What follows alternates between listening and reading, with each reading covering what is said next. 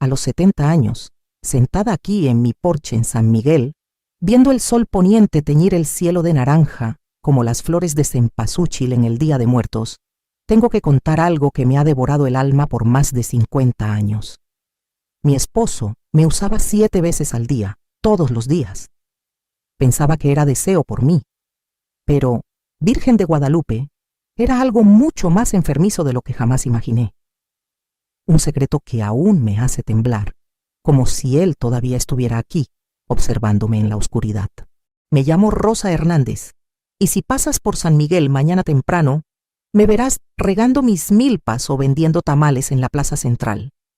La gente me conoce como la viuda tranquila que hace los mejores chilaquiles de la región y nunca falta a la misa dominical en la capilla de San José. Ven mi casa limpia, mi ropa planchada, el modo en que saludo desde mi patio cuando pasan. Creen que me conocen, pero este pueblo, con sus campanas sonando cada hora y el dulce aroma a canela en los mercados, guarda mi secreto desde hace más tiempo del que algunos aquí han vivido. El sonido de las gallinas cacareando por la mañana, el bullicio del mercado los sábados, incluso la luz de la tarde filtrándose por mis cortinas de encaje.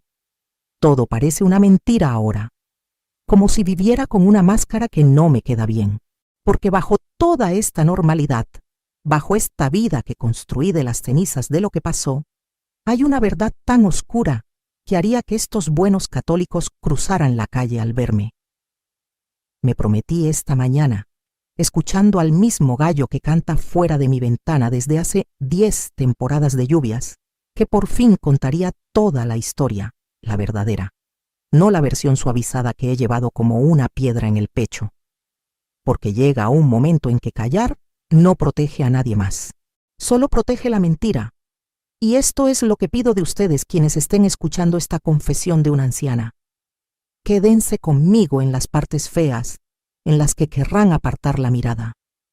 Porque esta no es solo mi historia ya. Es la historia de lo que pasa cuando el mal lleva la cara de un esposo, cuando una chica de 17 años es vendida para pagar deudas y cuando el silencio se convierte en su propia prisión. Si tienen estómago para la verdad, si pueden soportar escuchar sobre el hambre real que vivía en mi casa, entonces acérquense y escuchen bien, porque voy a contar cómo sobreviví al infierno y por qué me tomó 52 años entender qué pasaba realmente conmigo en esa cama con sábanas ásperas y el olor a madera vieja que aún persigue mis sueños. Tienen que entender algo sobre 1973 en el México rural.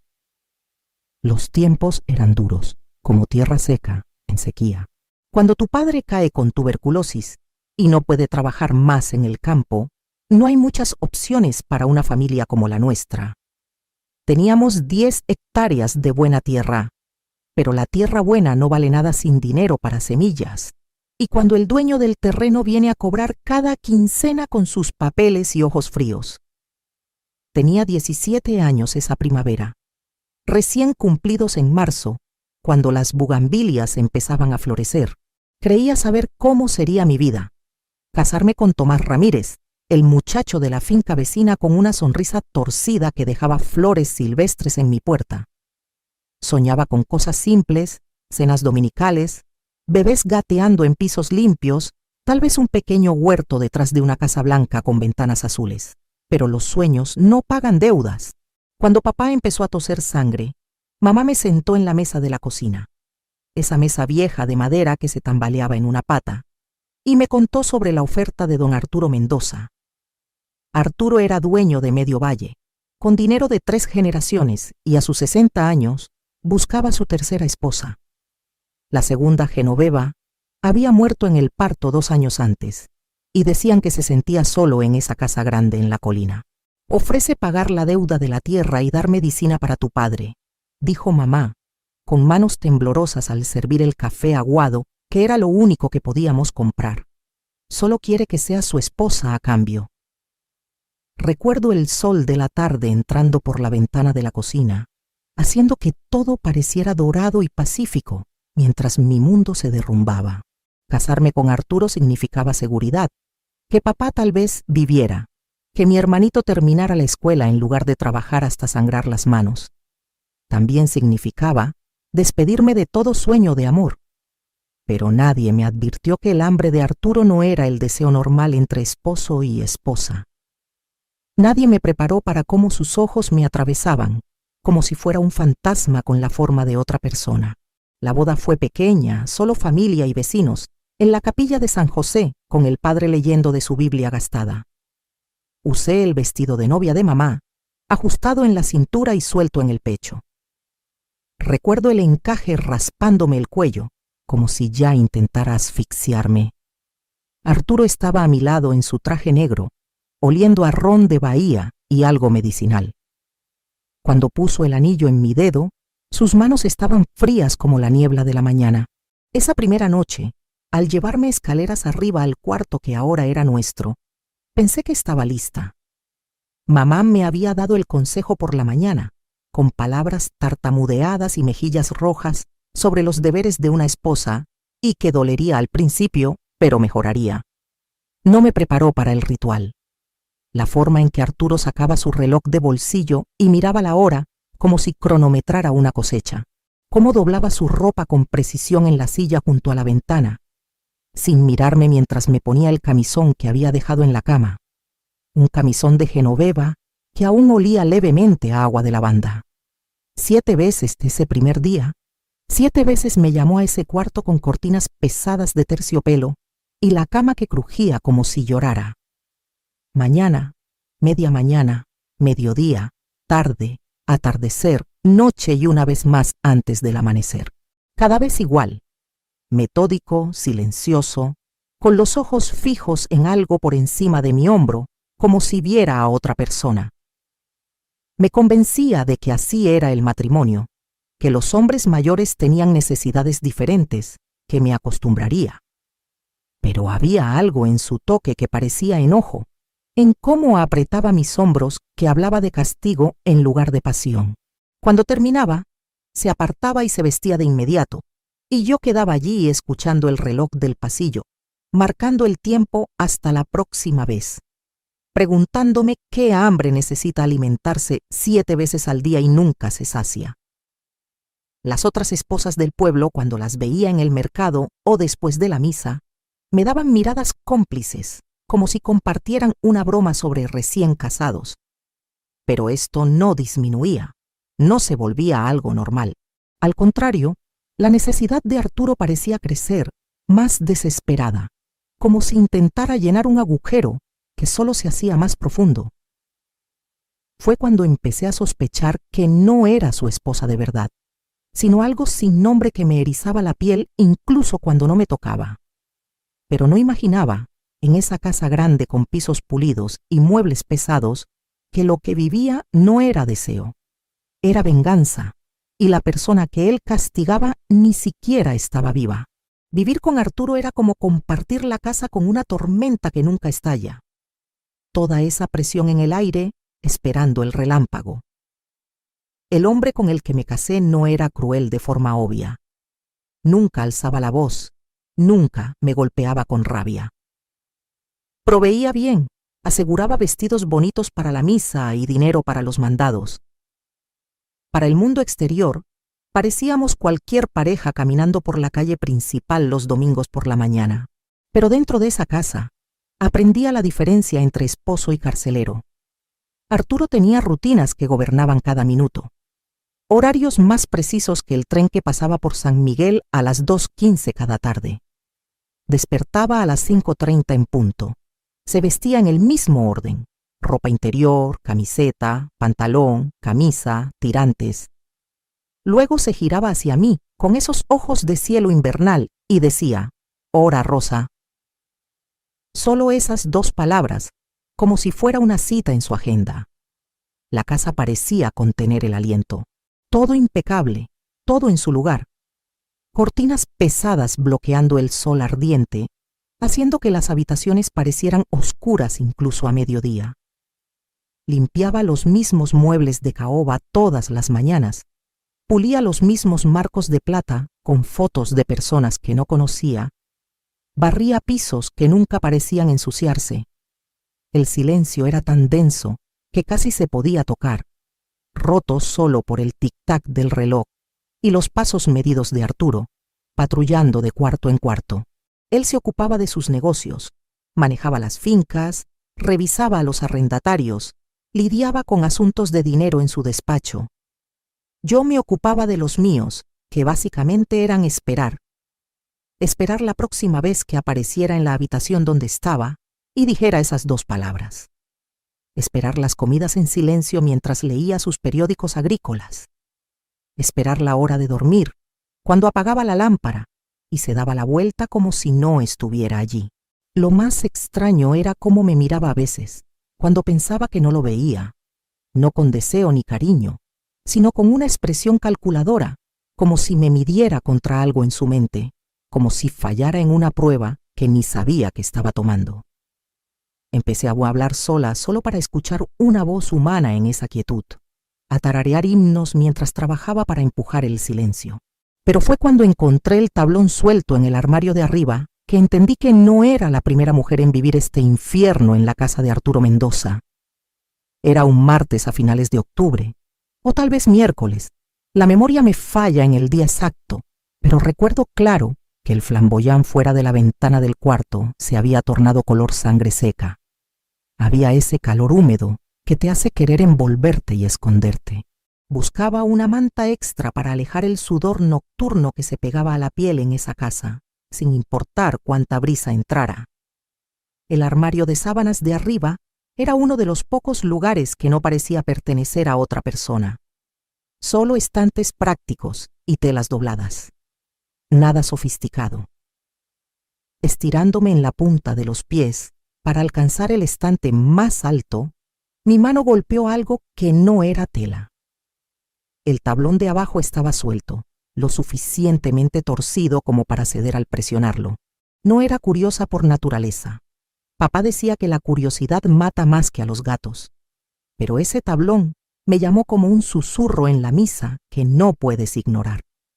Tal vez era la soledad hablando, o la forma en que esa casa me hacía sentir en la sombra de otra. Pero me encontré forzando con las uñas hasta que cedió. Debajo había un espacio pequeño, del tamaño de una caja de puros. Dentro, algo envuelto en una tela azul desvaída que olía a rosas viejas y polvo. Mis manos temblaban fuerte al desenvolver lo que resultó ser un libro de cuero, lo bastante pequeño para caber en la palma, con un cierre de latón verde por la edad. Al abrirlo y ver la caligrafía cuidadosa en la primera página, Propiedad de Genoveva Mendoza, 1971. Mi corazón latía tan fuerte que temí que Arturo lo oyera desde abajo en su despacho. Era su diario, el de la esposa muerta, escondido como un tesoro secreto. Debía haberlo guardado de nuevo, envuelto en esa tela azul y fingido que nunca lo encontré. Pero sentada en el suelo del armario, con la luz del otoño filtrándose por el pasillo, comencé a leer. Y lo que hallé en esas páginas heló mi sangre como agua de pozo. Las primeras entradas eran normales: el clima, fiestas en la plaza, visitas a vecinos, cosas cotidianas que cualquier mujer escribiría. Pero mientras leía, pasando páginas llenas de la letra cuidadosa de Genoveva, el tono cambiaba. Empezaba a hablar de las necesidades peculiares de Arturo, de cómo parecía castigarla por algo que no entendía. A veces me mira como si fuera otra persona, escribió, como si viera a una mujer completamente diferente, alguien que le hizo un gran daño. Y la frecuencia no es natural. Es como si intentara borrar algo a través de mí, usando mi cuerpo para saldar alguna cuenta que ni siquiera conozco. Se me secó la boca al leer esas palabras, porque podrían haber sido mis propios pensamientos puestos en papel. La misma confusión, el mismo miedo creciente de que lo que pasaba en nuestro cuarto no era amor ni deseo, sino algo más oscuro y retorcido. Pero fue la última entrada, fechada 3 días antes de que Genoveva muriera, la que me hizo entender que estaba en verdadero peligro. Su letra era diferente aquí, más temblorosa, como si hubiera escrito con miedo. Hoy encontré la fotografía. Sé lo que él piensa que hice, y sé que nunca me lo perdonará. Estoy esperando a su hijo, pero él me mira como si llevara el hijo de otro. Dios me ayude. Creo que planea castigar a este bebé por mis supuestos pecados. La entrada terminaba a media frase, como si la hubieran interrumpido o no encontrara palabras para la horrible revelación que le había llegado. Y mientras estaba allí en el armario con su diario en las manos, escuchando los pasos de Arturo abajo, finalmente entendí qué enfrentaba en mi matrimonio. No era la esposa amada de Arturo Mendoza, era el reemplazo de Genoveva en un juego enfermo de venganza que él jugaba mucho antes de que yo entrara en su casa. Si no descubría qué pensaba él que ella le había hecho, podría terminar tan muerta como ella. Esa noche no pude dormir pensando en las palabras de Genoveva sobre esa fotografía y qué significaba. Cada vez que la respiración de Arturo se asentaba en un ritmo profundo que indicaba que dormía, me encontraba mirando el techo, intentando armar el rompecabezas de qué tipo de mujer creía mi esposo que había desposado. Fue cerca de las 3 de la mañana, lo sé porque escuché el reloj del pasillo sonar, cuando tomé la decisión que lo cambió todo. Me deslicé de la cama, silenciosa como ratón de iglesia, y regresé descalza al armario, con el corazón latiendo tan fuerte que estaba segura de que despertaría a los muertos. El diario seguía allí, donde lo había escondido bajo el tablón suelto. Esta vez lo llevé a la cocina, donde podía encender la lámpara de aceite y leer bien. Lo que encontré en esas páginas restantes me hizo entender que Genoveva no solo imaginaba cosas, había vivido la misma pesadilla que yo, pero había descubierto el porqué antes de que la matara. Las entradas de sus últimos meses pintaban el retrato de una mujer desmoronándose bajo el peso de la rabia inexplicable de su esposo y la certeza creciente de que él creía que su hijo por nacer no era suyo. Él cuenta, escribió en una entrada que hizo temblar mis manos. Me di cuenta de que está contando los días, calculando cuándo fue concebido el bebé, y de alguna manera se convenció de que ocurrió durante un tiempo en que piensa que fui infiel. Pero nunca lo fui. Nunca miré a otro hombre. La única vez que estuve lejos de casa fue cuando fui a cuidar a mi hermana enferma en Guadalajara por esas 3 semanas en mayo. Y él lo sabe. Él mismo me llevó a la estación de tren. Tuve que parar de leer y apoyar la cabeza en las manos porque el horror comenzaba a tener sentido. Arturo no era solo un hombre con un apetito inusual por su esposa. Era un hombre que se había convencido de que su esposa lo había traicionado. Y cada vez que me llevaba a ese cuarto, intentaba deshacer lo que creía que ella había hecho. Yo estaba pagando el precio por los pecados imaginados de otra mujer. Pero fue la siguiente entrada la que casi me hizo dejar caer el diario. Encontré donde lo guarda. La fotografía que él cree que prueba mi culpa. Está en su despacho, cerrada en el cajón inferior de su escritorio. Es una foto mía hablando con un hombre en la estación de tren en Guadalajara. Solo hablando, nada más. Pero de alguna manera, Arturo la ha tergiversado en evidencia de un amorío que nunca ocurrió. El hombre solo pedía direcciones, pero en la mente de Arturo, ese momento de conversación se convirtió en prueba de que estoy esperando el hijo de otro. La entrada final eran solo 2 líneas, escritas con una letra tan temblorosa que apenas podía leerlas. El bebé viene antes de tiempo. Arturo dice que si no se parece a él, sabrá con certeza que soy. Dios nos ayude a ambos. Genoveva había muerto dando a luz a un bebé que, según los registros del pueblo que vi en el juzgado, se parecía exactamente a Arturo Mendoza. Ella murió siendo castigada por una traición que existía solo en la imaginación enferma de su esposo. Y ahora yo vivía en su lugar, sufriendo el mismo castigo por el mismo crimen imaginado.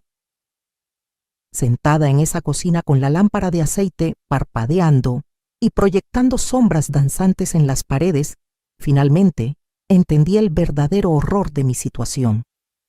No estaba casada solo con un hombre con necesidades peculiares.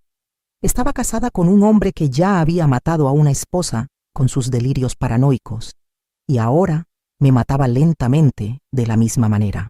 Lo peor fue la comprensión que me golpeó como un golpe físico. Si Arturo pudo convencerse de que Genoveva había sido infiel, basándose en nada más que una foto suya hablando con un extraño, ¿qué le impediría encontrar evidencia similar contra mí? ¿Qué momento inocente de mi pasado torcería en prueba de traición? ¿Y qué haría conmigo cuando decidiera que era tan culpable como creía que Genoveva era? Estaba aún allí, con esas preguntas terribles girando en mi mente, cuando escuché pasos en las escaleras y me di cuenta de que Arturo había descubierto que no estaba en nuestra cama. Los pasos se detuvieron al pie de las escaleras y podía sentirlo parado allí en la oscuridad, escuchando. Mi cuerpo se puso rígido como un poste y tuve justo el tiempo de apagar la lámpara de aceite y meter el diario de Genoveva dentro de mi camisón antes de escuchar que se acercaba a la cocina. Rosa. Su voz cortó la oscuridad como un cuchillo. No exactamente enojada, pero con ese control frío que de alguna manera era peor que gritar. ¿Qué haces aquí abajo? Apreté mi espalda contra la silla de la cocina, sintiendo el cuero del diario clavándose en mis costillas, e intenté que mi voz sonara normal. No podía dormir, logré susurrar. Pensé que un poco de leche caliente ayudaría. Apareció en la puerta como un fantasma, su camisa de dormir blanca haciéndolo parecer pálido y de otro mundo bajo la luz de la luna que entraba por la ventana. Por un largo momento, solo estuvo allí, estudiándome, y podía sentir esos ojos de cielo invernal catalogando cada detalle. Mis pies descalzos, mis manos temblorosas, la forma en que me sostenía demasiado rígida y cuidadosa. «Estás fría», dijo finalmente. Había algo en su voz que no podía descifrar, casi como preocupación, pero torcida, como si estuviera preocupado por el daño a algo que le pertenecía más que por mi comodidad. «Sí», dije, porque era verdad. Temblaba por todo el cuerpo, aunque no del todo por el frío. Se acercó más, lo suficiente para que oliera el ron de Bahía que usaba en el cabello, y algo más debajo, algo agrio y medicinal que parecía adherirse a su piel. Cuando extendió la mano y tocó mi mejilla con el dorso, tuve que morderme la lengua para no retroceder. «A veces me recuerdas a ella», dijo, tan bajo que apenas lo oí. «La forma en que te mueves, cómo sostienes la cabeza». Genoveva tenía esa misma cualidad delicada. El diario se sentía como si quemara contra mi pecho, y me pregunté si de alguna manera podía sentir su presencia, si la culpa estaba escrita en mi rostro en letras lo bastante grandes para que las leyera, incluso en la oscuridad. La gente siempre dijo que nos parecíamos un poco, susurré, lo cual era cierto. En la boda habían mencionado que la segunda y tercera esposa de Arturo tenían esa misma contextura delgada y cabello oscuro. «Sí», dijo, y su mano pasó de mi mejilla a mi garganta, no apretando, solo descansando allí como un recordatorio de lo fácil que podría lastimarme si quisiera. «Pero también eres diferente, más fuerte tal vez. Ella siempre fue tan frágil, siempre llorando por algo». La forma en que lo dijo, como si las lágrimas de Genoveva fueran una ofensa personal en lugar de la respuesta natural de una mujer destruida lentamente por los delirios de su esposo, me revolvió el estómago. Pero solo asentí e intenté parecer la esposa obediente que él esperaba. «Vuelve a la cama», dijo, tomando mi mano. «Es tarde y mañana será un día largo». Dejé que me llevara escaleras arriba, el diario escondido contra mi cuerpo sintiéndose más pesado con cada paso. Mientras subíamos esas escaleras crujientes, me encontré mirando los retratos familiares colgados en el pasillo. Generaciones de hombres Mendoza, con rostros severos y ojos pálidos, preguntándome cuántas otras mujeres habían caminado este mismo camino, cargando secretos que podrían destruirlas si las descubrieran.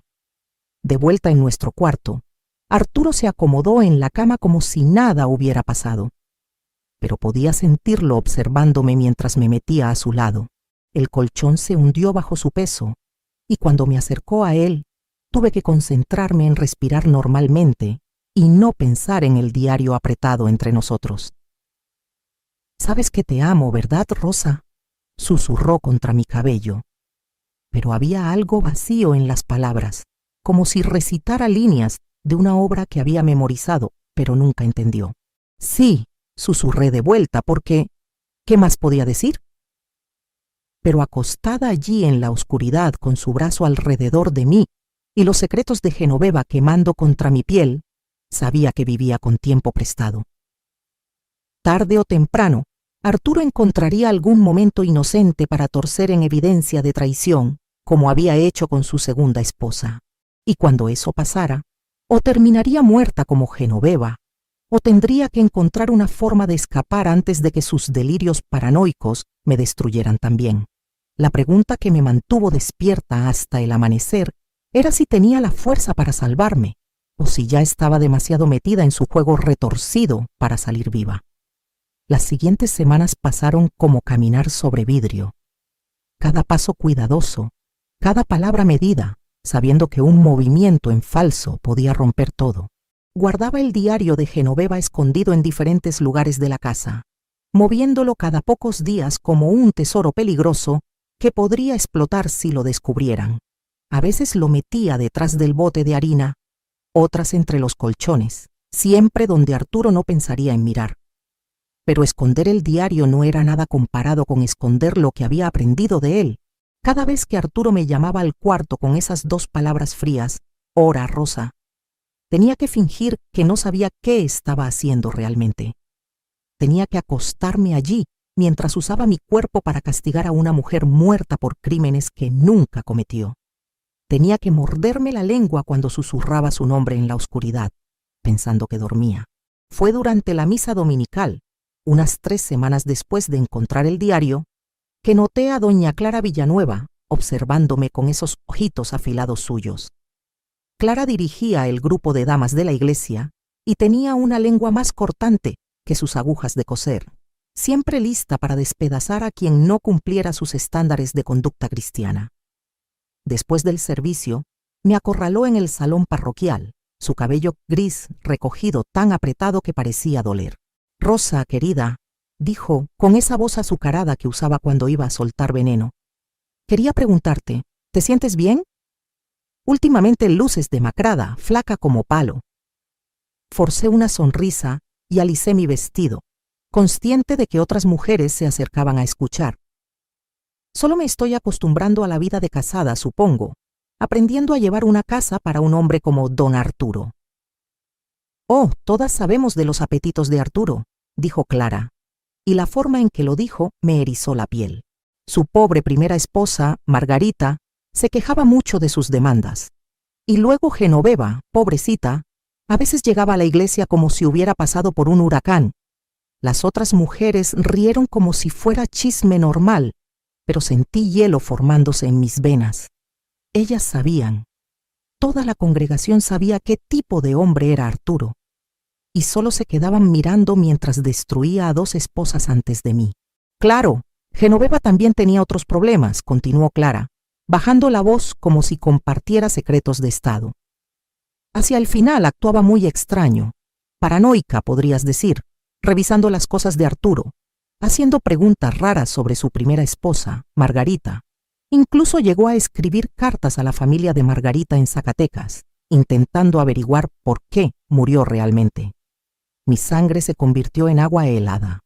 Genoveva había estado investigando la muerte de Margarita, y ahora yo era la tercera esposa caminando el mismo camino peligroso. ¿Qué descubrió?, susurré, apenas atreviéndome a preguntar. La sonrisa de Clara era afilada como vidrio roto. «Nada bueno, querida, nada bueno». Las palabras de Clara sobre Genoveva, investigando a Margarita, me persiguieron por días después de ese domingo. La idea de que la segunda esposa de Arturo había estado indagando en la muerte de la primera abría posibilidades que no quería considerar, pero no podía dejar de pensar en ellas. ¿Y si Margarita no había muerto de causas naturales como todos creían? ¿Y si Genoveva había descubierto algo terrible sobre el destino de su predecesora? Empecé a notar cosas que antes no veía. Cómo las conversaciones se detenían cuando entraba al mercado. Cómo algunas mujeres mayores me miraban con algo que podría ser lástima. El hecho de que nadie hablaba de Margarita Mendoza, aunque solo habían pasado 8 años desde su muerte. Era como si todo el pueblo hubiera acordado olvidarla. Lo peor era cómo este nuevo conocimiento envenenaba todo en mi vida diaria con Arturo. Cuando se sentaba frente a mí en el desayuno, untando mantequilla en su tortilla con precisión y leyendo sus informes agrícolas, me encontraba estudiando sus manos y preguntándome qué podrían haber hecho. Cuando revisaba su reloj de bolsillo antes de llamarme arriba, pensaba en cómo esa misma precisión calculada podría haber sido usada para propósitos más oscuros. Incluso su gentileza empezó a sentirse siniestra, como si fuera cuidadoso conmigo de la misma manera que lo eres con algo que planeas romper después. Pero fue cuando comencé a explorar la casa más a fondo que encontré la primera evidencia real de que mis miedos no eran solo paranoia. En el sótano, detrás del montón de carbón, descubrí un baúl empujado contra la pared de piedra. El candado era viejo y oxidado, pero la desesperación decidida me dio una fuerza que no sabía que tenía, y logré abrirlo con un atizador del hogar de arriba. Dentro había cosas de Margarita, ropa que olía a naftalina y lavanda vieja, un par de guantes delicados, algunas joyas que parecían caras y, debajo de todo, un paquete de cartas atadas con una cinta desvaída. Mis manos temblaban tanto que apenas pude desatar la cinta, pero cuando finalmente lo hice y comencé a leer, sentí como si el suelo se hubiera desvanecido bajo mis pies. Eran cartas de amor, pero no de Arturo. Estaban firmadas por alguien llamado Jaime, llenas de declaraciones apasionadas y promesas de llevar a Margarita lejos de su matrimonio infeliz. Las fechas en las cartas mostraban que fueron escritas durante los últimos meses de la vida de Margarita. Y al leerlas, podía sentir la desesperación de una mujer atrapada en una situación imposible, dividida entre el deber y un amor que nunca esperó encontrar. La última carta era diferente a las demás. Jaime suplicaba a Margarita que se fuera con él de inmediato, diciendo que había oído rumores sobre la primera esposa de Arturo, una mujer llamada Sara, que supuestamente murió de fiebre, pero cuya muerte Jaime parecía considerar sospechosa. Escribió que Margarita necesitaba escapar antes de convertirse en otra tragedia misteriosa en la historia de la familia Mendoza. Pero Margarita nunca se fue con Jaime, porque murió 2 días después de que esa última carta fue escrita, supuestamente de un fallo cardíaco mientras dormía. A los 24 años, una joven perfectamente sana, que nunca había tenido problemas de corazón en su vida. Sentada allí en ese sótano húmedo, con esas cartas en mi regazo, finalmente entendí la magnitud de lo que me había metido. No era solo la tercera esposa de Arturo, era potencialmente su tercera víctima. El hombre con el que me casé para salvar a mi familia de la pobreza era un asesino que había perfeccionado su método en 2 matrimonios anteriores. Había llevado a Genoveva a la tumba con tortura psicológica, convenciéndola de que su propio esposo creía que era una adúltera esperando el hijo de otro hombre. Pero Margarita había sido diferente. Margarita había encontrado amor verdadero en otro lugar, y eso requirió una solución más permanente. El patrón se hacía claro, y me aterrorizaba más de lo que jamás imaginé. Arturo no solo castigaba a sus esposas por traiciones imaginadas, las eliminaba cuando esas traiciones se volvían reales o cuando se acercaban demasiado a descubrir la verdad sobre lo que les pasó a sus predecesoras. Y ahora aquí estaba yo, con evidencia que podría destruirlo, atrapada en una casa con un hombre que ya había matado al menos 2 veces, y no dudaría en hacerme su 4ª víctima si descubriera lo que sabía. Vivir con el peso de lo que había descubierto era como llevar una serpiente de cascabel en el pecho. Cada respiro era peligroso, cada movimiento calculado para no perturbar la cosa mortal enrollada dentro de mí. Volví a guardar las cartas de Margarita en el baúl del sótano, pero no podía devolver el conocimiento de dónde vino. Vivía conmigo ahora, coloreando cada interacción con Arturo, cada comida que compartíamos en silencio, cada noche que yacía a su lado, preguntándome si sería la noche en que decidiría que sabía demasiado. Lo más difícil era fingir que nada había cambiado. Cuando Arturo tocaba mi mejilla con esos dedos pálidos, tenía que evitar retroceder, sabiendo que esas mismas manos probablemente habían presionado una almohada sobre el rostro de Margarita o deslizado algo mortal en su té nocturno. Cuando comentaba cuánto le recordaba a sus esposas anteriores, tenía que sonreír y asentir, en lugar de gritar que sabía exactamente por qué elegía mujeres que se parecían. Hacerlo facilitaba el matar, cuando todas éramos solo versiones de la misma cosa desechable. Pero mantener secretos tan grandes comenzó a afectarme de maneras que no esperaba. Empecé a perder peso, que no podía permitirme perder, mi ropa colgando suelta en un cuerpo que ya era demasiado delgado. Mis manos desarrollaron un temblor que aparecía en los peores momentos, como cuando le servía café a Arturo y la taza tintineaba contra el platillo sin razón aparente. El sueño se volvió algo que ocurría en fragmentos, roto por pesadillas, donde corría por pasillos interminables mientras pasos me seguían, acercándose cada vez más hasta que despertaba jadeando. El punto de quiebre llegó un jueves, o tal vez viernes. Los días empezaban a mezclarse en mi agotamiento, cuando estaba limpiando el despacho de Arturo, y encontré el cajón de su escritorio abierto. No el cajón inferior cerrado donde Genoveva dijo que guardaba su fotografía, sino el cajón del medio, donde normalmente almacenaba su correspondencia de negocios. Justo encima de un montón de papeles bancarios, había un sobre dirigido al doctor Morales en el pueblo, y algo en la forma cuidadosa en que la letra de Arturo formaba las letras hizo que mi estómago se apretara de miedo. Sabía que no debía mirar. Sabía que ser atrapada leyendo la correspondencia privada de Arturo sería mi fin. Pero el sobre ya estaba abierto, allí como esperando que alguien lo descubriera. Y antes de que pudiera convencerme de no hacerlo, estaba desdoblando la carta dentro.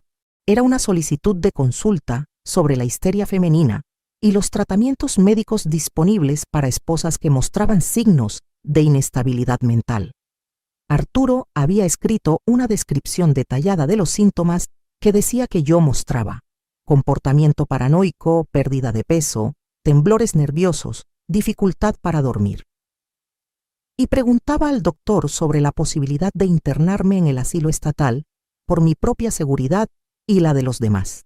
La carta estaba fechada 2 días atrás, lo que significaba que Arturo ya había decidido que me estaba convirtiendo en un problema que necesitaba resolverse. No iba a matarme como mató a Margarita, ni a llevarme a la tumba con tortura psicológica como hizo con Genoveva. Iba a hacer que me declararan loca y me encerraran donde nadie creería nada de lo que dijera sobre él. Era brillante realmente, en su crueldad calculada. Una mujer internada por histeria podía decir lo que quisiera sobre su esposo, y el mundo solo asentiría con tristeza y comentaría cómo la enfermedad mental podía hacer que las personas creyeran las cosas más extravagantes. Incluso si intentara contar a alguien sobre las cartas de amor de Margarita o el diario de Genoveva, solo verían los desvaríos de una mujer cuya mente se había roto bajo la presión de estar casada con un hombre mayor. De pie allí, en su despacho, con esa carta temblando en mis manos, finalmente entendí que estaba completamente sola en esta pesadilla. El pueblo nunca me creería por encima de Arturo Mendoza, el respetado terrateniente que ya había sufrido la trágica pérdida de 2 esposas, y ahora lidiaba con el dolor de una tercera esposa perdiendo la cabeza. Las señoras de la iglesia que susurraban sobre sus apetitos nunca imaginarían que era capaz de asesinato. Solo sentirían lástima por él por tener tan mala suerte con mujeres inestables. Pero mientras doblaba esa carta y la colocaba cuidadosamente de nuevo en el cajón, exactamente como la había encontrado, un pensamiento resonaba en mi mente con claridad cristalina. Si Arturo pensaba que podía hacerme declarar loca y encerrarme, había cometido su primer error real, porque, a diferencia de sus esposas anteriores, ahora sabía exactamente qué tipo de monstruo era con el que estaba casada, y aún tenía tiempo para hacer algo al respecto. La pregunta era si tenía el valor para contraatacar, o si lo dejaría destruirme, como destruyó a Margarita y Genoveva. Esa noche me quedé despierta escuchando la respiración de Arturo y planeando mi escape con el enfoque desesperado de una mujer que sabe que su vida depende de acertar cada detalle. Tenía tal vez una semana, 2 como mucho, antes de que el doctor Morales me examinara y firmara los papeles que Arturo necesitaba para internarme. Después de eso, desaparecería en ese asilo como humo, y nadie cuestionaría qué le pasó a Rosa Hernández, la pobre chica inestable que no pudo manejar estar casada con un hombre tan bueno y paciente. Pero escapar no era solo huir, era asegurarme de que nunca me encontrara y arrastraran de vuelta para enfrentar cualquier castigo que Arturo tuviera planeado para una esposa que descubrió sus secretos. Necesitaba dinero, lo que significaba entrar en ese cajón cerrado del escritorio donde sospechaba que guardaba más que solo la fotografía de Genoveva. Necesitaba transporte, lo que sería complicado, ya que Arturo controlaba el coche y conocía a todos en el pueblo que podrían darle un aventón a una joven. Más importante aún, necesitaba evidencia que me protegiera si intentaba rastrearme. Algo tan condenatorio que tuviera más miedo de que lo expusiera que enojo porque me fui. La oportunidad llegó antes de lo que esperaba. El sábado por la mañana, Arturo anunció que iría a revisar a sus arrendatarios, algo que normalmente le tomaba casi todo el día ya que sus propiedades estaban dispersas por 3 municipios. Después de que se fue, miré por la ventana de la cocina hasta que su Ford negro desapareció en la curva del camino. Luego, corrí arriba a buscar las tijeras de costura de mi canasta de remiendos. Forzar ese cajón cerrado se sintió como lo más peligroso que había hecho nunca. Más aterrador que la primera vez que Arturo me llamó al cuarto o la noche que encontré el diario de Genoveva. Mis manos temblaban tanto que apenas podía sostener las tijeras, y cada pequeño ruido me hacía congelarme y escuchar por el rugido del coche regresando. Pero la desesperación me dio fuerza, y después de lo que pareció horas, pero probablemente fueron minutos, escuché el candado ceder con un clic suave. Dentro había una colección de horrores que confirmó cada terrible sospecha que había desarrollado sobre mi esposo. Estaba la fotografía de Genoveva, justo como ella escribió, una imagen perfectamente inocente de ella, hablando con un extraño en la estación de tren, pero con notas furiosas garabateadas por Arturo en los bordes, llamándola cosas que no repetiré. Había recortes de periódico sobre la muerte repentina de Margarita, y sobre Sara antes de ella, y sobre una mujer llamada Ruth, que aparentemente fue su primera esposa, muerta a los 19, en lo que el periódico llamó un trágico accidente. Pero fue el pequeño diario de cuero escondido en la parte trasera del cajón lo que me hizo entender la magnitud de la locura de Arturo. Era su diario, y leerlo fue como mirar directamente a la mente del diablo mismo. Entrada tras entrada, detallando sus sospechas sobre cada esposa, su certeza creciente de que todas fueron infieles, sus planes cuidadosos para eliminarlas cuando sus supuestas traiciones se volvieran insoportables. La entrada sobre Margarita era la peor, una descripción fría y clínica de cómo la había asfixiado con una almohada mientras dormía, cómo había arreglado su cuerpo para que pareciera pacífico, cómo había practicado parecer devastado frente al espejo antes de llamar al doctor la mañana siguiente. Había entradas similares sobre Ruth y Sara, cada muerte disfrazada de accidente o enfermedad, cada asesinato justificado en la mente retorcida de Arturo como un castigo justo por pecados imaginarios. La entrada más reciente era sobre mí, fechada solo 3 días atrás. Rosa muestra señales de la misma debilidad moral que las demás. La he visto revisando cosas que no le conciernen, haciendo preguntas que no tiene derecho así a hacer. El asilo será una misericordia comparado con lo que merece por sus obvios preparativos para traicionarme como todas las demás. Sentada allí, con su diario en las manos, finalmente entendí que no estaba casada solo con un asesino. Estaba casada con un loco que veía traición en todas partes, que se había convencido de que asesinar a 4 esposas no solo estaba justificado, sino que era necesario. Y peor, me di cuenta de que mi cuidadoso fisgoneo no había sido tan secreto como pensaba. Me había estado observando, catalogando mi comportamiento sospechoso, construyendo un caso contra mí, como hizo con todas las demás. Pero, a diferencia de sus esposas anteriores, ahora tenía la evidencia para destruirlo completamente. Su diario contenía confesiones detalladas de 4 asesinatos escritos de su puño y letra, con fechas, métodos y justificaciones que horrorizarían a cualquier jurado en el país. Si podía llevarlo a las autoridades correctas, Arturo Mendoza colgaría por lo que había hecho. El problema era escapar con vida el tiempo suficiente para asegurarme de que se hiciera justicia. Porque cuando escuché el lejano rugido de su Ford subiendo por el camino, supe que mi tiempo se había acabado. Arturo regresaba temprano, y yo estaba sentada en su despacho con su mayor secreto, desplegado sobre el escritorio como evidencia en una corte. El sonido del motor de ese Ford, acercándose, envió un terror puro corriendo por mis venas como agua helada. Tenía tal vez 2 minutos antes de que Arturo cruzara la puerta principal.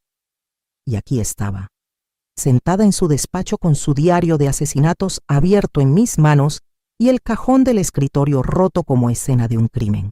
Cada instinto me gritaba que corriera, pero mis piernas parecían de plomo, y mi mente giraba tan rápido que no podía pensar claro.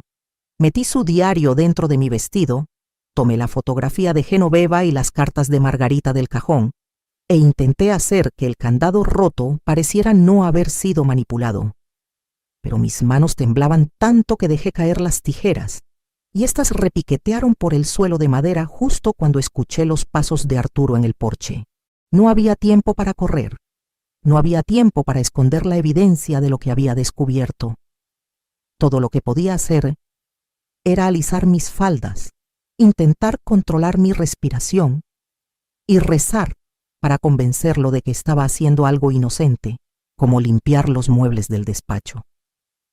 La puerta principal se abrió con su chirrido familiar y lo escuché llamando mi nombre con esa voz controlada que siempre usaba, la que sonaba educada, pero tenía hielo corriendo por debajo. Cuando apareció en la puerta del despacho, aún con su sombrero y abrigo puestos de su viaje, yo estaba parada junto a la ventana, fingiendo regar la planta en el alféizar. Pero en el momento en que vi su rostro, supe que mi actuación no engañaba a nadie. Esos ojos de cielo invernal fueron directos a su escritorio. Notaron el cajón roto, los papeles desordenados, y luego se fijaron en mí con una expresión que congeló mi sangre en las venas. No dijo nada al principio, solo se quedó allí estudiándome como si fuera un espécimen que intentaba identificar.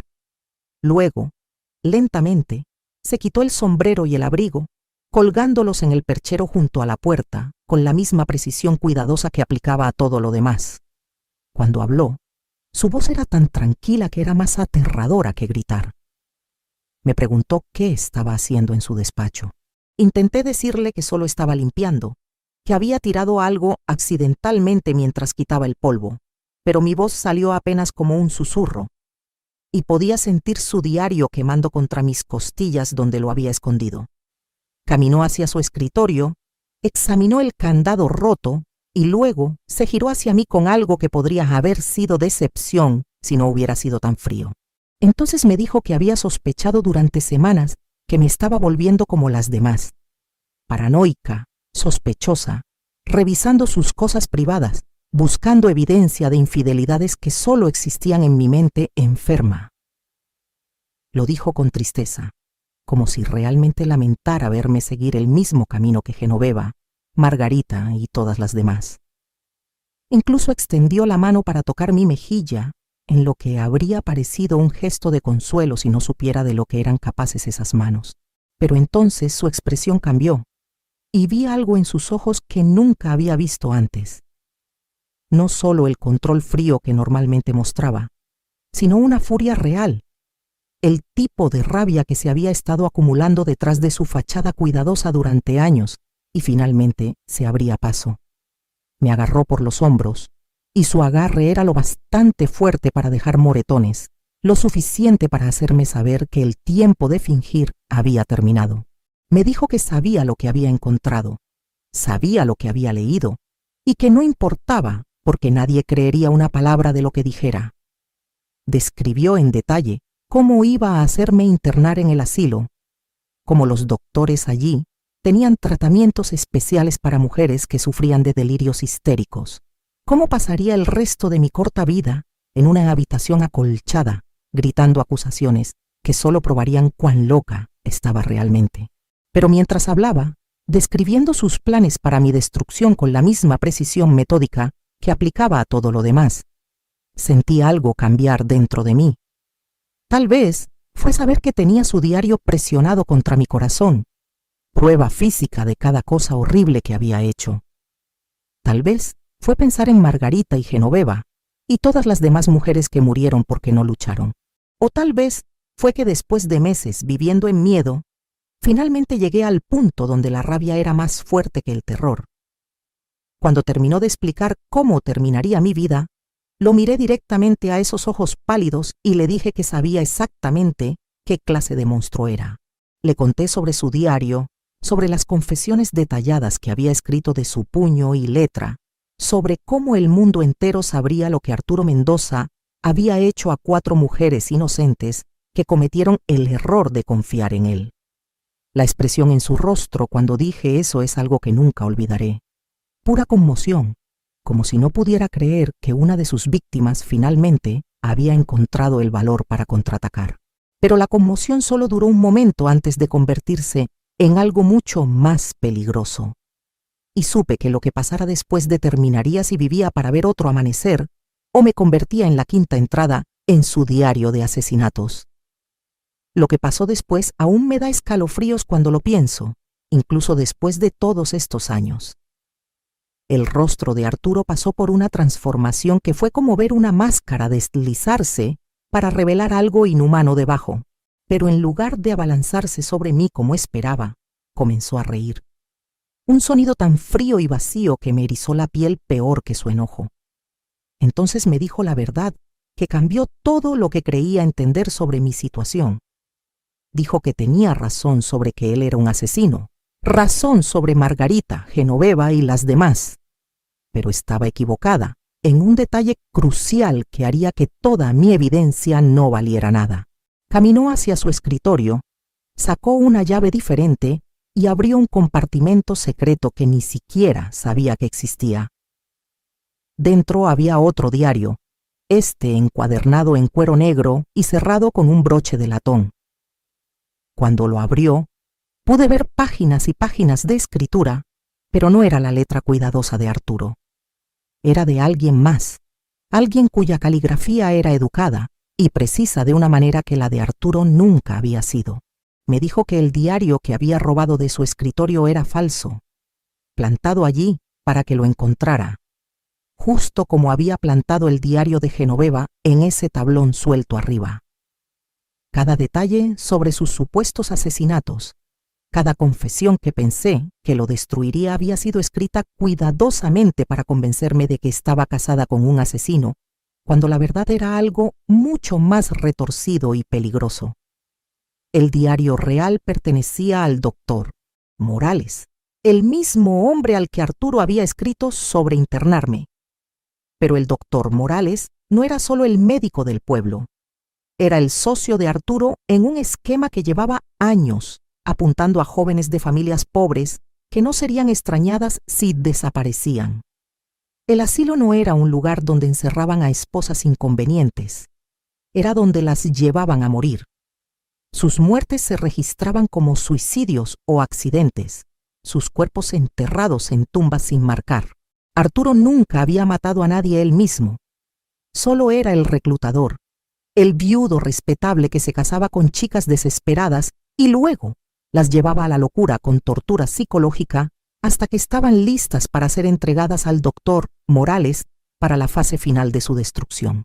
Las 7 veces al día, la frialdad, la constante sensación de ser observada y juzgada. Todo estaba diseñado para quebrar mi cordura hasta que estuviera genuinamente lo bastante inestable para que nadie cuestionara mi internamiento. Pero aquí viene la parte que casi detuvo mi corazón. Margarita, Genoveva y todas las demás no habían muerto. Estaban vivas, encerradas en una sección privada del asilo que el doctor Morales manejaba como su propia prisión personal, drogadas hasta la sumisión y olvidadas por un mundo que las creía muertas.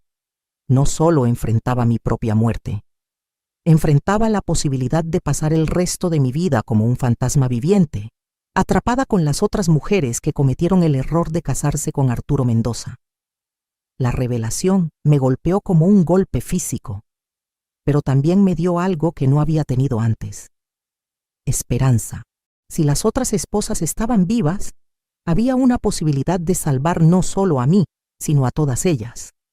Y si el doctor Morales era el verdadero monstruo en esta sociedad, entonces Arturo era solo un cobarde escondiéndose detrás del mal de otro. Fue entonces cuando tomé la decisión que salvó mi vida y la de 5 mujeres más. En lugar de intentar huir o pelear, le dije a Arturo que quería hacer un trato. Dije que iría voluntariamente al asilo si me dejaba escribir una carta a mi familia explicando mi decisión. Algo que haría que mi internamiento pareciera voluntario y lo protegería de sospechas. Lo que realmente escribí fue un relato detallado de todo lo que descubrí, incluyendo la ubicación del ala privada del doctor Morales y los nombres de todas las mujeres que sospechaba estaban retenidas allí. Sellé la carta en un sobre dirigido a mi hermano, pero en lugar de dárselo a Arturo para que lo enviara, se lo pasé a doña Clara Villanueva en la iglesia el domingo siguiente, diciéndole que contenía mi última voluntad y testamento y pidiéndole que se asegurara de que llegara a mi familia si algo me pasaba. Clara podía ser chismosa y metiche, pero no era estúpida, y podía leer entre líneas lo suficiente para entender que algo estaba muy mal.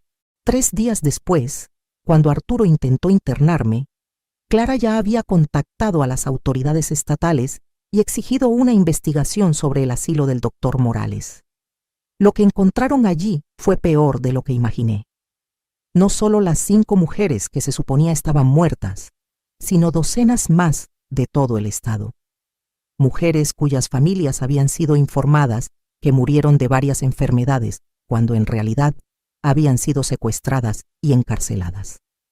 El doctor Morales había estado manejando su operación por más de una década, y Arturo era solo uno de varios hombres ayudándolo a conseguir víctimas. El juicio fue noticia en todo México y más allá. Arturo recibió cadena perpetua. El doctor Morales fue sentenciado a muerte, y yo obtuve algo que nunca esperé tener de nuevo: mi libertad y mi vida de vuelta. Pero más importante aún, tuve la oportunidad de ayudar a reconstruir las vidas de mujeres que habían sido dadas por muertas, empezando por Margarita y Genoveva, que se volvieron como hermanas para mí en los años que siguieron. Aprendí que sanar toma tiempo, que las pesadillas no desaparecen solo porque el monstruo es encerrado, pero que sobrevivir a algo que debería haberte destruido te hace más fuerte de lo que jamás imaginaste que podrías ser. Tengo 70 años ahora, y he pasado los últimos 50 años de mi vida demostrando que una mujer no solo puede sobrevivir al peor tipo de mal, sino que puede prosperar a pesar de él. Si estás escuchando esto y estás atrapada en tu propia pesadilla, recuerda que incluso cuando todo parece desesperado, incluso cuando el mundo entero parece estar en tu contra, siempre hay una salida si tienes el valor de buscarla. No dejes que nadie te convenza de que estás loca por ver la verdad. Y no dejes que el miedo te impida luchar cuando tu vida depende de ello. Mi historia muestra que a veces las personas en las que más confiamos son las que pueden lastimarnos más. Pero también muestra que el espíritu humano es más fuerte que cualquier mal que intente romperlo. Todavía estoy aquí. Todavía estoy luchando. Quiero saber de ti. Comparte tu historia si te sientes llamada a hacerlo, porque cada voz importa. Y cada sobreviviente hace el mundo un poco más seguro para las mujeres que vienen después de nosotras. Dime, ¿desde qué ciudad estás escuchando esto? Me encantaría saber hasta dónde viajan mis palabras y a quiénes podrían estar tocando. Es Content Tip to Explain. A los 70 años, sentada aquí en mi porche en San Miguel, viendo el sol poniente teñir el cielo de naranja, como las flores de cempasúchil en el Día de Muertos, tengo que contar algo que me ha devorado el alma por más de 50 años. Mi esposo me usaba 7 veces al día, todos los días. Pensaba que era deseo por mí. Pero, Virgen de Guadalupe, era algo mucho más enfermizo de lo que jamás imaginé. Un secreto que aún me hace temblar, como si él todavía estuviera aquí, observándome en la oscuridad. Me llamo Rosa Hernández, y si pasas por San Miguel mañana temprano, me verás regando mis milpas o vendiendo tamales en la plaza central. La gente me conoce como la viuda tranquila que hace los mejores chilaquiles de la región y nunca falta a la misa dominical en la capilla de San José. Ven mi casa limpia, mi ropa planchada, el modo en que saludo desde mi patio cuando pasan. Creen que me conocen. Pero este pueblo, con sus campanas sonando cada hora y el dulce aroma a canela en los mercados, guarda mi secreto desde hace más tiempo del que algunos aquí han vivido. El sonido de las gallinas cacareando por la mañana, el bullicio del mercado los sábados, incluso la luz de la tarde filtrándose por mis cortinas de encaje. Todo parece una mentira ahora, como si viviera con una máscara que no me queda bien, porque bajo toda esta normalidad, bajo esta vida que construí de las cenizas de lo que pasó, hay una verdad tan oscura que haría que estos buenos católicos cruzaran la calle al verme.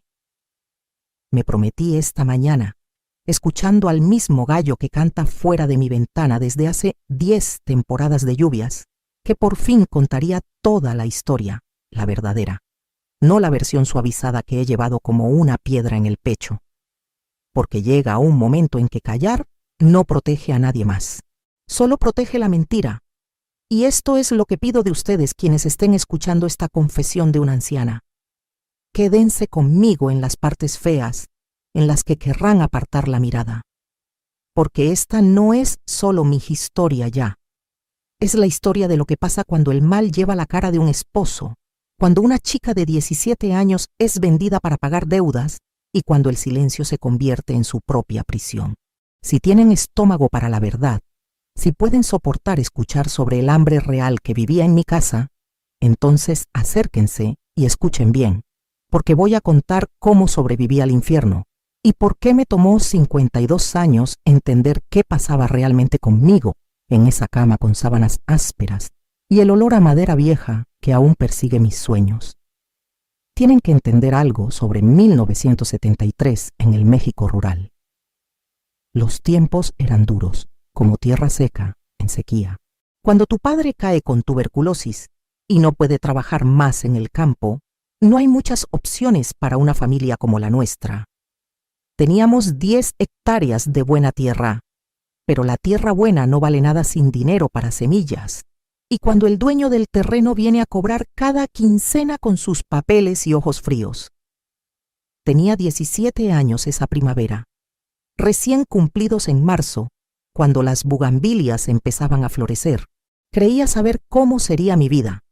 Casarme con Tomás Ramírez, el muchacho de la finca vecina con una sonrisa torcida que dejaba flores silvestres en mi puerta. Soñaba con cosas simples, cenas dominicales, bebés gateando en pisos limpios, tal vez un pequeño huerto detrás de una casa blanca con ventanas azules. Pero los sueños no pagan deudas. Cuando papá empezó a toser sangre, mamá me sentó en la mesa de la cocina, esa mesa vieja de madera que se tambaleaba en una pata, y me contó sobre la oferta de don Arturo Mendoza. Arturo era dueño de Medio Valle, con dinero de 3 generaciones, y a sus 60 años buscaba a su tercera esposa. La segunda, Genoveva, había muerto en el parto 2 años antes, y decían que se sentía solo en esa casa grande en la colina. Ofrece pagar la deuda de la tierra y dar medicina para tu padre, dijo mamá, con manos temblorosas al servir el café aguado, que era lo único que podíamos comprar. Solo quiere que sea su esposa a cambio. Recuerdo el sol de la tarde entrando por la ventana de la cocina, haciendo que todo pareciera dorado y pacífico, mientras mi mundo se derrumbaba. Casarme con Arturo significaba seguridad, que papá tal vez viviera, que mi hermanito terminara la escuela en lugar de trabajar hasta sangrar las manos. También significaba despedirme de todo sueño de amor.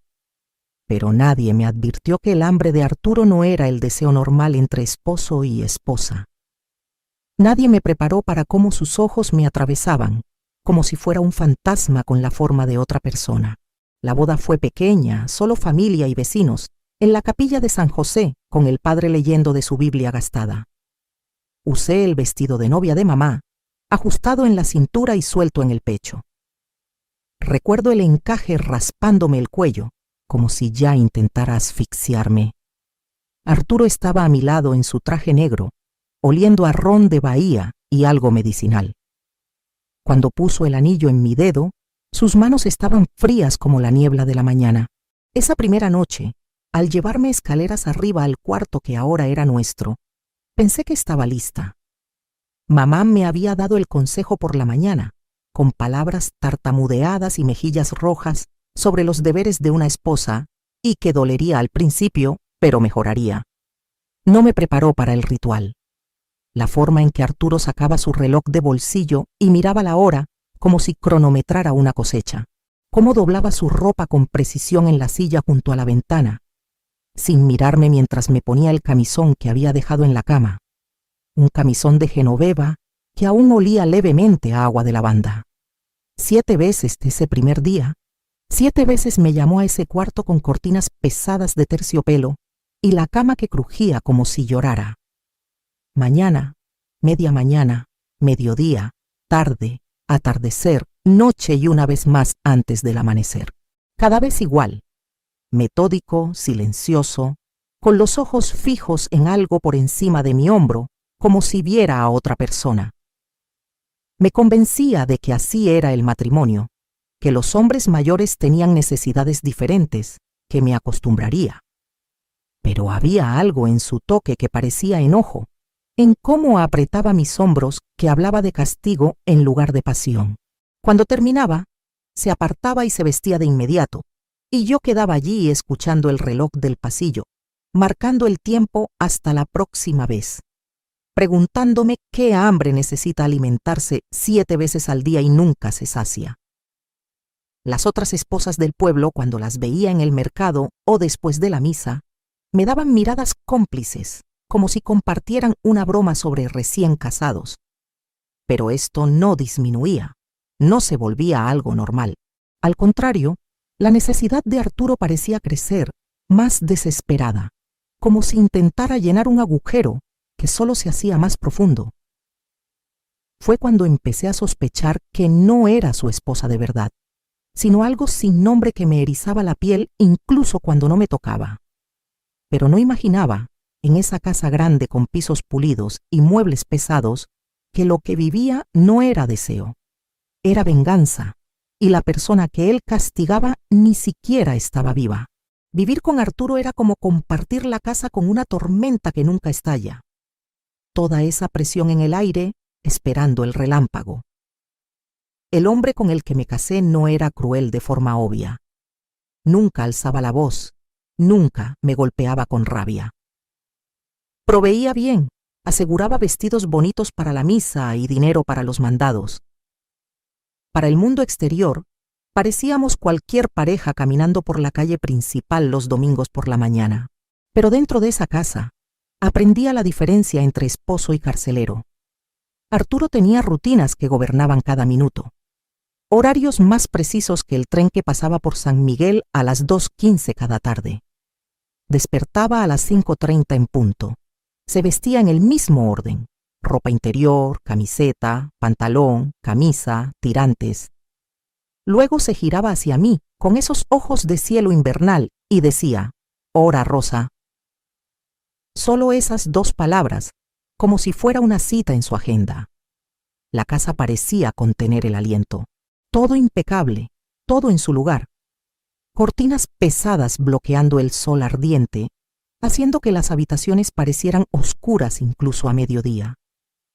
Limpiaba los mismos muebles de caoba todas las mañanas, pulía los mismos marcos de plata con fotos de personas que no conocía, barría pisos que nunca parecían ensuciarse.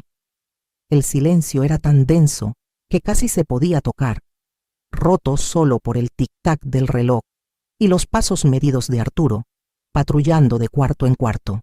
Él se ocupaba de sus negocios, manejaba las fincas, revisaba a los arrendatarios, lidiaba con asuntos de dinero en su despacho.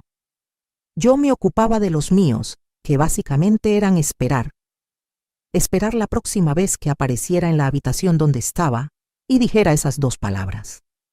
Esperar las comidas en silencio mientras leía sus periódicos agrícolas. Esperar la hora de dormir, cuando apagaba la lámpara y se daba la vuelta como si no estuviera allí.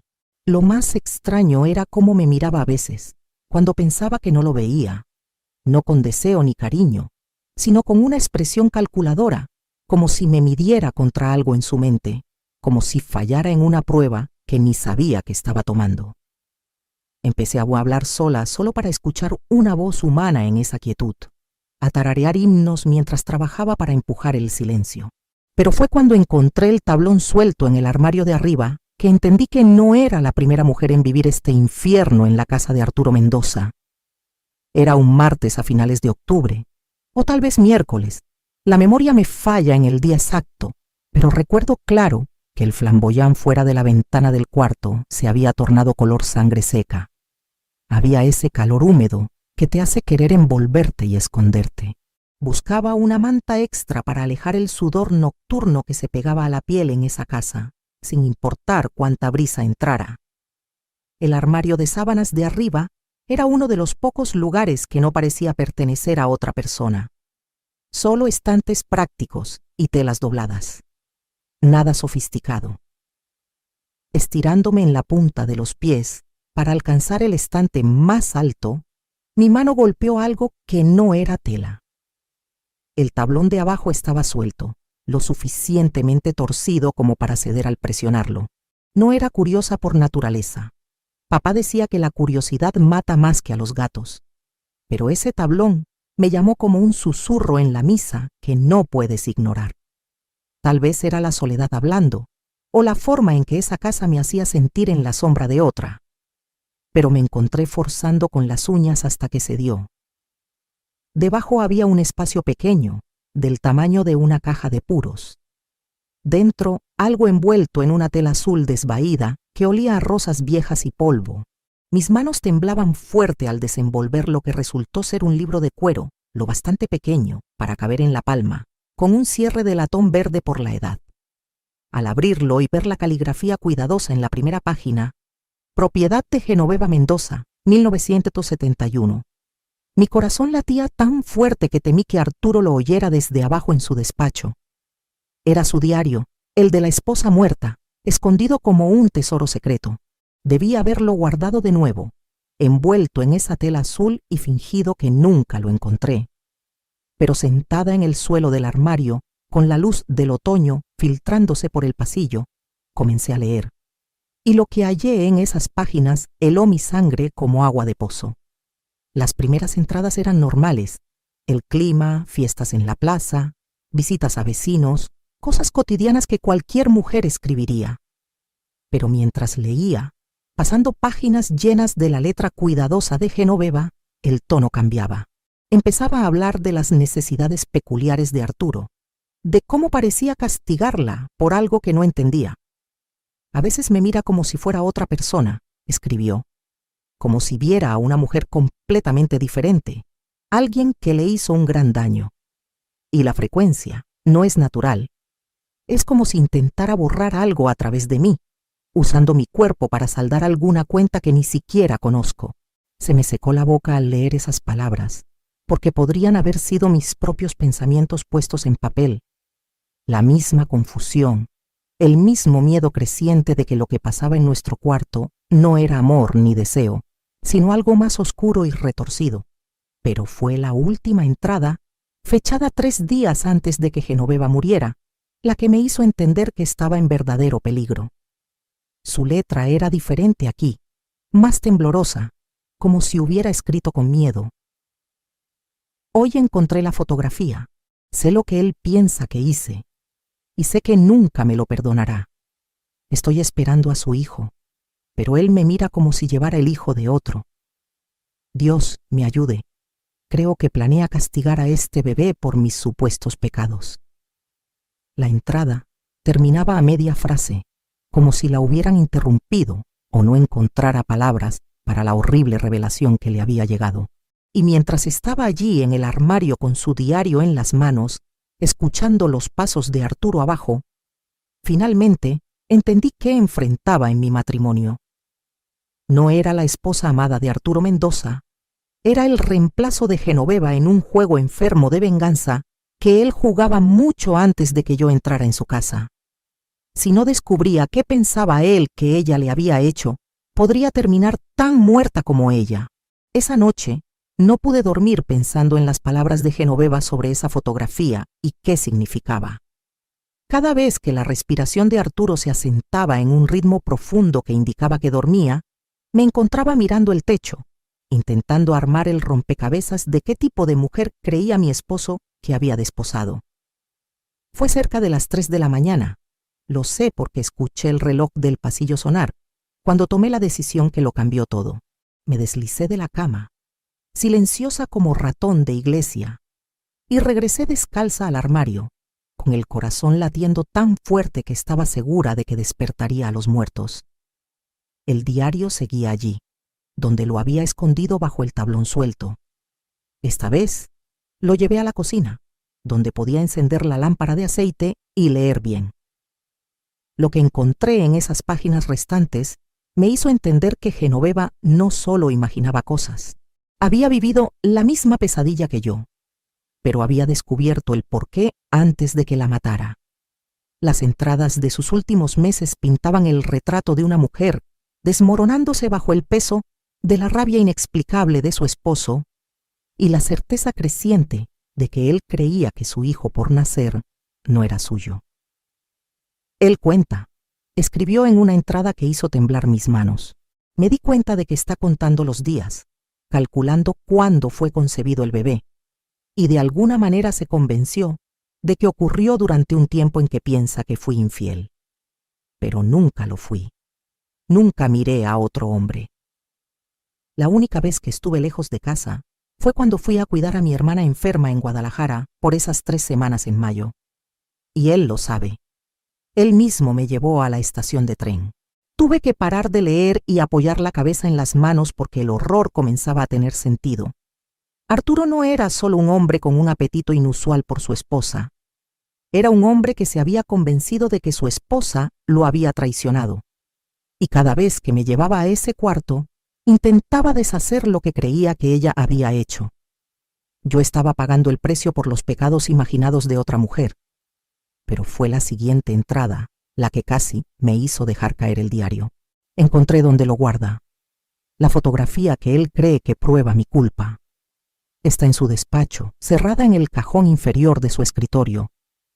Es una foto mía hablando con un hombre en la estación de tren en Guadalajara, solo hablando, nada más.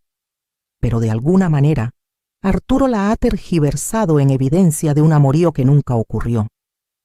El hombre solo pedía direcciones, pero en la mente de Arturo, ese momento de conversación se convirtió en prueba de que estoy esperando el hijo de otro.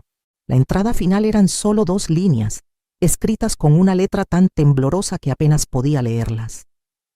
El bebé viene antes de tiempo. Arturo dice que si no se parece a él, sabrá con certeza que soy. Dios nos ayude a ambos. Genoveva había muerto dando a luz a un bebé que, según los registros del pueblo que vi en el juzgado, se parecía exactamente a Arturo Mendoza. Ella murió siendo castigada por una traición que existía solo en la imaginación enferma de su esposo.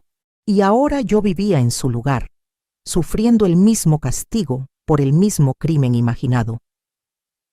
Sentada en esa cocina con la lámpara de aceite parpadeando y proyectando sombras danzantes en las paredes, finalmente entendí el verdadero horror de mi situación. No estaba casada solo con un hombre con necesidades peculiares. Estaba casada con un hombre que ya había matado a una esposa con sus delirios paranoicos, y ahora me mataba lentamente de la misma manera. Lo peor fue la comprensión que me golpeó como un golpe físico. Si Arturo pudo convencerse de que Genoveva había sido infiel, basándose en nada más que una foto suya hablando con un extraño, qué le impediría encontrar evidencia similar contra mí? ¿Qué momento inocente de mi pasado torcería en prueba de traición? ¿Y qué haría conmigo cuando decidiera que era tan culpable como creía que Genoveva era? Estaba aún allí, con esas preguntas terribles girando en mi mente, cuando escuché pasos en las escaleras y me di cuenta de que Arturo había descubierto que no estaba en nuestra cama. Los pasos se detuvieron al pie de las escaleras y podía sentirlo parado allí en la oscuridad, escuchando. Mi cuerpo se puso rígido como un poste y tuve justo el tiempo de apagar la lámpara de aceite y meter el diario de Genoveva dentro de mi camisón antes de escuchar que se acercaba a la cocina. Rosa. Su voz cortó la oscuridad como un cuchillo.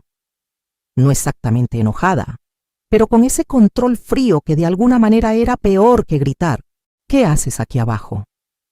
Apreté mi espalda contra la silla de la cocina, sintiendo el cuero del diario clavándose en mis costillas, e intenté que mi voz sonara normal. No podía dormir, logré susurrar. Pensé que un poco de leche caliente ayudaría. Apareció en la puerta como un fantasma, su camisa de dormir blanca haciéndolo parecer pálido y de otro mundo bajo la luz de la luna que entraba por la ventana. Por un largo momento, solo estuvo allí, estudiándome, y podía sentir esos ojos de cielo invernal catalogando cada detalle. Mis pies descalzos, mis manos temblorosas, la forma en que me sostenía demasiado rígida y cuidadosa. «Estás fría», dijo finalmente. Había algo en su voz que no podía descifrar, casi como preocupación, pero torcida, como si estuviera preocupado por el daño a algo que le pertenecía más que por mi comodidad. «Sí», dije, porque era verdad. Temblaba por todo el cuerpo, aunque no del todo por el frío. Se acercó más, lo suficiente para que oliera el ron de Bahía que usaba en el cabello, y algo más debajo, algo agrio y medicinal que parecía adherirse a su piel. Cuando extendió la mano y tocó mi mejilla con el dorso, tuve que morderme la lengua para no retroceder. «A veces me recuerdas a ella», dijo, tan bajo que apenas lo oí. «La forma en que te mueves, cómo sostienes la cabeza». Genoveva tenía esa misma cualidad delicada. El diario se sentía como si quemara contra mi pecho, y me pregunté si de alguna manera podía sentir su presencia, si la culpa estaba escrita en mi rostro en letras lo bastante grandes para que las leyera, incluso en la oscuridad. La gente siempre dijo que nos parecíamos un poco, susurré, lo cual era cierto. En la boda habían mencionado que la segunda y tercera esposa de Arturo tenían esa misma contextura delgada y cabello oscuro. «Sí», dijo, y su mano pasó de mi mejilla a mi garganta, no apretando, solo descansando allí como un recordatorio de lo fácil que podría lastimarme si quisiera. «Pero también eres diferente, más fuerte tal vez. Ella siempre fue tan frágil, siempre llorando por algo». La forma en que lo dijo, como si las lágrimas de Genoveva fueran una ofensa personal en lugar de la respuesta natural de una mujer destruida lentamente por los delirios de su esposo, me revolvió el estómago.